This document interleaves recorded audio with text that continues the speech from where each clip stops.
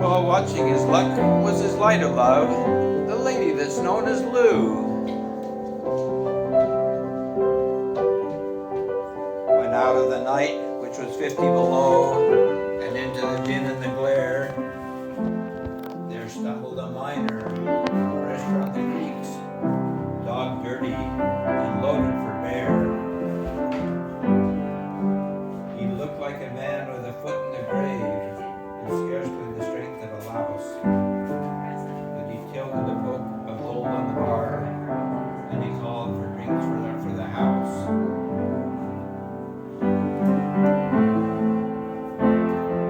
There was none that could place the stranger's face, though we searched ourselves for a clue. But we all drank to the stranger's health, and the last to drink was dangerous Dan McGrew. There's men that somehow just grip your eyes and hold them hard like a spell. And such was he, and it seemed to me like a man who had lived in him.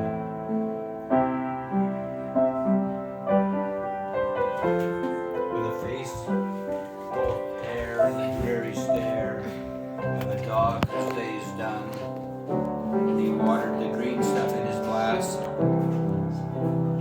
and the drops fell one by one. His eyes went rubbering round the room. He seemed in a kind of daze, till at last that old piano fell in the way of his wandering gaze. The ragtime kid was having a drink. There was no one else on the stool. So the stranger, he stumbles across the room, and he flops down there like a fool.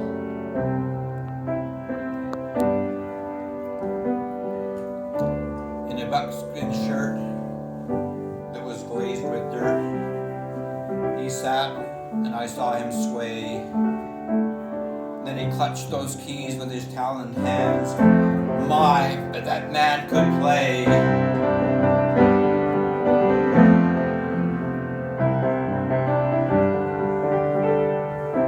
Were you ever out in the great alone when the moon was awful clear? And the icy mountains hemmed you in with a silence you most could hear, with only the howl of the timber wolf, and you camped there in the cold, a half-dead thing in a stark dead world, clean mad for that muck called gold. While high overhead, green, yellow, and red, the northern lights swept in bars. Then you've a hunch what that music meant. Hunger and night and the stars. And not a hunger of the belly kind that's vanished with bacon and beans, but the gnawing hunger of a lonely man for a home and all that it means. A fireside far from the cares that are,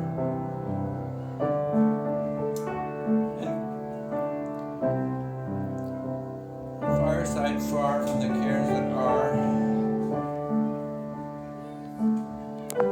and also crowned with the cozy joys, crowned with the cozy joys, and crowned with a woman's love. A woman truer than all the world, dearer than all the world, and true as heaven is true.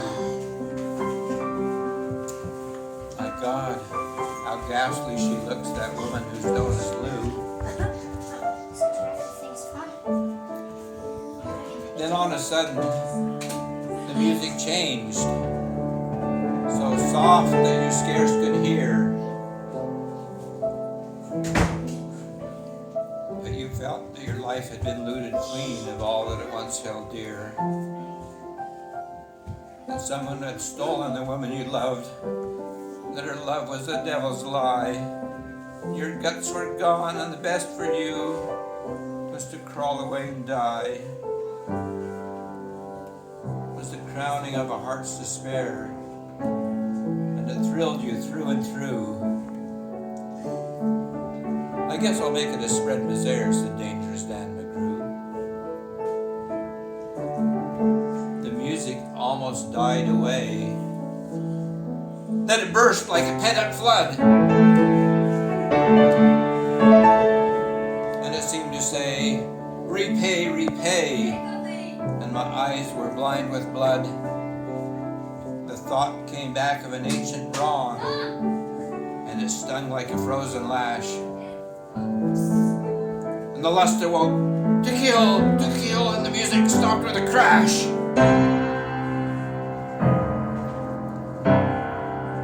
Then the stranger turned. In his eyes they burned in a most peculiar way. In his buckskin shirt that was glazed with dirt he sat, and I saw him sway. Then his lips went in a kind of grin, and he spoke, and his voice was calm. Boys, said he, you don't know me, and none of you care a damn. But I want to state, and my words are straight, and I'll bet my poke they're true, that one of you is a hound of hell, and that one is Dan McGrew. Then I ducked my head, and the lights went out, and two guns blazed in the dark, and a woman screamed, and the lights went up, and two men lay stiff and stark. Pitched on his head and pumped full of lead was Dangerous Dan McGrew, while the man from the creek was clutched to the breast of the lady that's known as Lou. Now these are the simple facts of the case, and I guess I ought to know. They say the stranger was crazed with hooch, and I'm not denying it so. I'm not as wise as the lawyer guys, but simply between us two, the woman that kissed him and pinched his poke was the lady that's known as Lou.